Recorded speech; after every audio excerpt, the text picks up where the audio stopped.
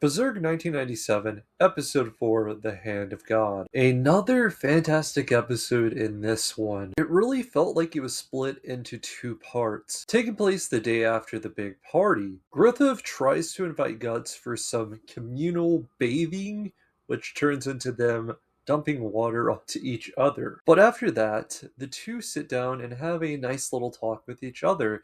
In the midst of that, Guts notices Griffith's necklace, which Guts actually asks about, and we get to know from Griffith that he got this from an old fortune teller woman long ago. He then refers to it as the Behelt. Lucky enough, we get to know even more about it. This is also known as the Egg of the King, for once you possess this, you are destined to rule the world. Now the next part is a bit dark, in exchange for your flesh and blood, which isn't as bad. To continue, we then see Griffith toss over the necklace to Guts, and as he's holding it, randomly an eyeball pops out. Okay, I feel like there's definitely something dark when it comes to this thing. It's shown for just like a second, and it's really eating at me because I want to know more. Now I'm going to skip into the second half. So the mercenaries are going into battle. In particular, it's as Guts is riding into battle. Finally, we get a flashback into Guts' backstory. I felt really terrible for young Guts. There he was, already on the battlefield at the age of a child. Things are much darker than it seems.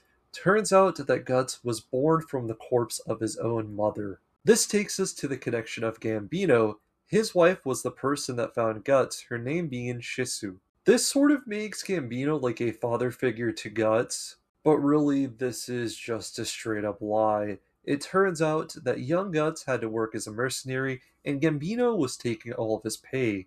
He was also very physically abusive. This takes us to the very dark night. Gambino completely snaps. He goes to Guts' tent, and he begins to try and kill him, because he blames him for the passing of his wife, as well as seeing him as a thorn in his side. But as he's doing so, Guts accidentally kills him. This gets discovered by the rest of the encampment. Then Guts is framed as a murderer. Being chased, he gets on a horse, makes it pretty far, but on a mountain he gets shot in the back, falls down, and they assume that he fell to his death. However, it is pretty dope in this part. I feel really sad for Guts, but I do think this part was pretty epic. A pack of wolves begin to surround him, and out of all these wolves, he kills the alpha. It's really impressive to me. The visual along with the sound that is used really makes you feel something. It's really showing us why Guts is so cold-edged and why he's like this is because of his dark past.